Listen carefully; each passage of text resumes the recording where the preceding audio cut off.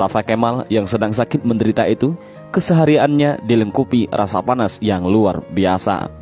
Bahkan, gatal-gatal dari tubuhnya semakin menjadi-jadi, hingga dia merasa tak tahan lalu menjerit sampai terdengar di seluruh istana. Para pekerja istana sangat ketakutan. Ketika Mustafa Kemal sudah menjerit karena kesakitan, badannya yang panas hingga melebihi suhu normal membuatnya tak mau masuk istana. Dia meminta dibawa ke tengah-tengah laut untuk menurunkan suhu tubuhnya, tapi suhu tubuhnya selalu naik dan malah panas. Syekh Dr. Said Husin Al-Afani dalam kitabnya Al-Jaza min Jinsil Amal mengisahkan bahwa sebenarnya Mustafa Kemal sudah mulai menderita kanker hati pada tahun 1936. Tapi anehnya para dokter yang mendiagnosa baru mengetahui Mustafa Kemal terkena kanker hati pada tahun 1938. Dan puncaknya, pada pagi hari tanggal 10 November 1938, Mustafa Kemal dinyatakan mati oleh tim dokter. Sakratul maut yang amat mengerikan bagi pengkhianat dan penghancur Khalifah Utsmani. Bahkan ketika akan proses pemakaman pun, para ulama Turki menolak untuk menyolatkan jenazah busuk Mustafa Kemal.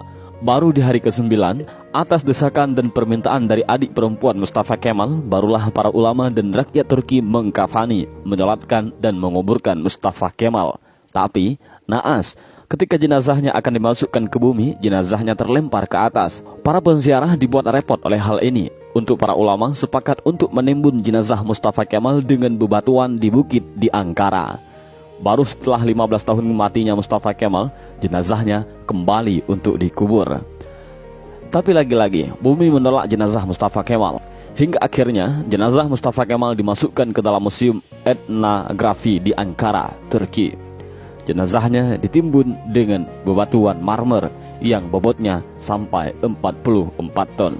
Dan jika Anda pergi ke Museum Etnografi di Turki untuk melihat makam Mustafa Kemal, para pemandu museum pasti akan menyemprotkan parfum yang paling wangi ke pakaian Anda. Sebab, jika Anda sudah mendekati makam Mustafa Kemal, pasti akan tercium bau yang lebih busuk dari bangkai. Pihak museum pun mengakui jika sumber bau busuk itu bukan dari WC ataupun septic tank yang bocor, melainkan di areal makam Mustafa Kemal Atatürk. Kisah ini memberikan i'tibar, seperti kata beberapa ulama, kalau kamu benci dan mencoba menjegal khilafah, maka kamu akan melawan Allah. Lihat, kematian yang mengerikan menimpa Mustafa Kemal Atatürk, si penjegal dan penghancur khilafah Utsmani.